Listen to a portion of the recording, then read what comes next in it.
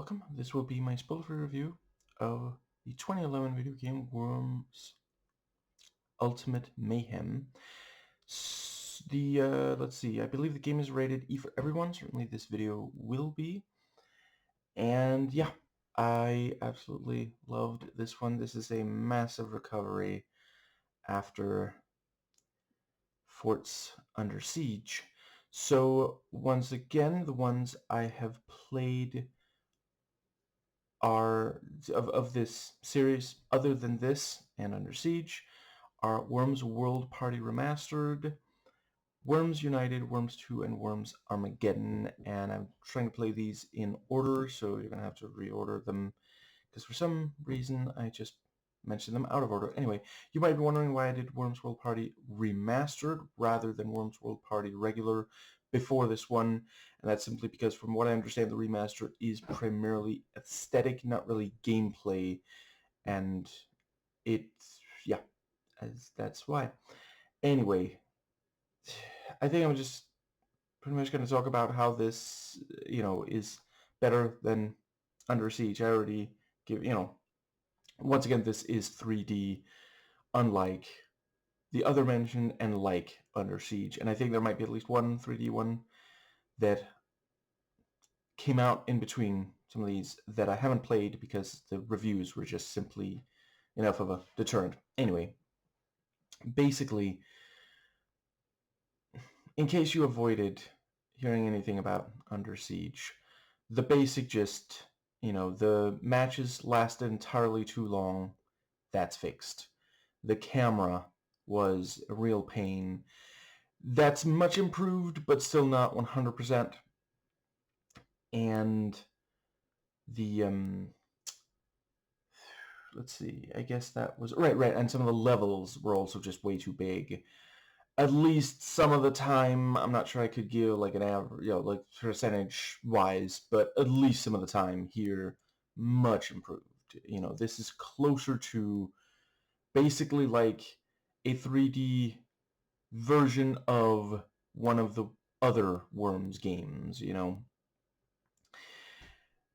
And one of the big reasons why matches don't go on forever is that they dropped the forts thing. This is, you're walking around just taking out the regular worms instead. And yeah, once again, I appreciate that they needed to change, or it was, a school of thought would say there was a need for change when they made Forts Under Siege. I think they, it was misjudged is really the problem. I think I will just briefly expand on the camera. So there are definitely still times where, it is smoother to move it around with the mouse. Oh, did I mention? Sorry, I'm doing this on PC. I guess I put that in the title as well. Anyway, it is easier to move with the mouse in a smooth way that is not, but there are still times where it moves a little awkwardly, for example, and that sort of thing.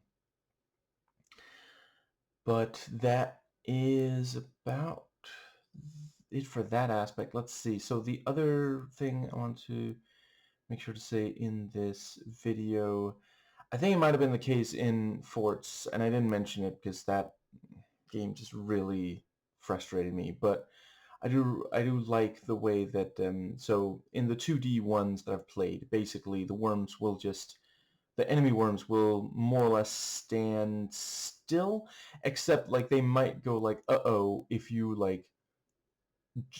attack near them or that sort of thing. If you do something that might hit them, or if you just put a,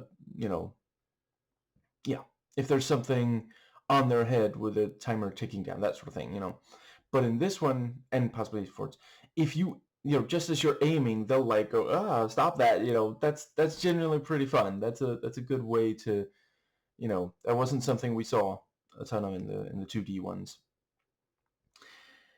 And yeah, the jetpack continues to be, if you watch my video on Force, you're like, the jetpack sounds fun, though, play this one instead, because that has that, but is also so much better. The jumping, there were still a couple of times where that got messed up, but it is much improved. I don't think even once that it ruined that it's one of the things I said in Forts, my video that was that there were times where it would just 180-degree turn the character for without me pressing a button, without me doing something that should trigger that, and it would happen so close to me hitting the trigger, like literally a fraction of a second before I hit the trigger, so I wouldn't realize it before hitting the trigger and ruin it. That never happened here. I don't think it ever forcefully turned one of the characters. And the yeah, I don't know. I like that this time when you do an airstrike, it's this sort of helicopter that flies in this kind of cartoonish, uneven way. Perhaps not quite like Looney Tunes, but it looks silly for something that is like, well, isn't this like military kind of stuff? It looks like it's gonna collapse at any second sometimes, and that's fun. Right, mission briefings are shorter as well. That was another thing that also got tedious. And I feel like that might just about... If you do jump directly to this as the first 3D one, note that there are a couple of things where you have to adjust, like, as best I can tell, when you use the homing missile, you basically have to place your worm so that he is aiming in a direction that is not, like, you don't want an obstacle, certainly not close at least. And yeah, if you aim like that, and then you go to the I think they call it the panoramic view, like a bird's eye view, then you tell you tell it that's where I want it to end up, and then you can fire, and you don't... I'm not entirely... Yeah, I don't know. I don't think I mastered everything about this game, but that was certainly something I noticed. And once you have that, then it can still really work. I think that might be pretty much what I have to say about this one, because otherwise it's just the regular Worms kind of stuff, Let's see. Yeah, I thought they did a good job keeping like campaign mode, yeah, missions kind of fun and such. Let's see. Right now I forget if any of the others did, so I'm not saying this is the first time. I'm just saying this one does indeed have... There's this, when you complete campaign missions and such, you earn coins that you can then use in the store. You can customize the appearance of your worms to an extent that certainly the 2D ones did not. And let's see, there was one more thing there that I wanted to say. That was that there, right, as you complete campaign missions and such, there are these unlockable, let's see, like, what's it called? Like art gallery, I think it is. Something along... I'm sorry. Maybe I need to stop recording videos so early in the morning because my already bad memory.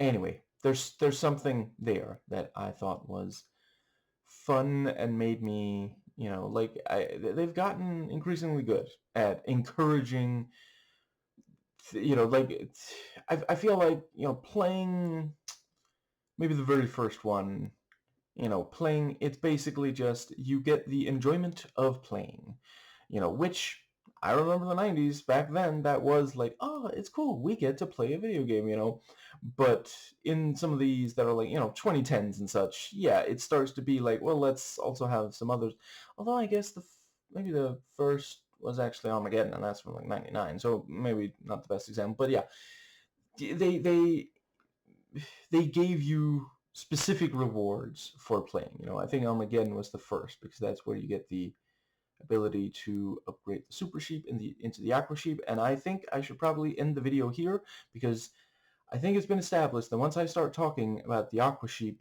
I am not going to stop talking about the Aqua Sheep. So yes, this one is 7 3D rendered worms with significantly less sources of frustration fighting each other out of 10.